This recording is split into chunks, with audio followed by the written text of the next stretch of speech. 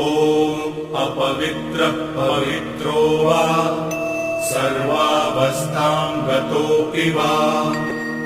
यः स्मरेत् पुण्डरीकाक्षम् स बाह्याभ्यन्तरः शुचिः आचमनम् ॐ अमृतोपस्तरणमसि स्वाहा ॐ अमृताभिधानमसि स्वाहा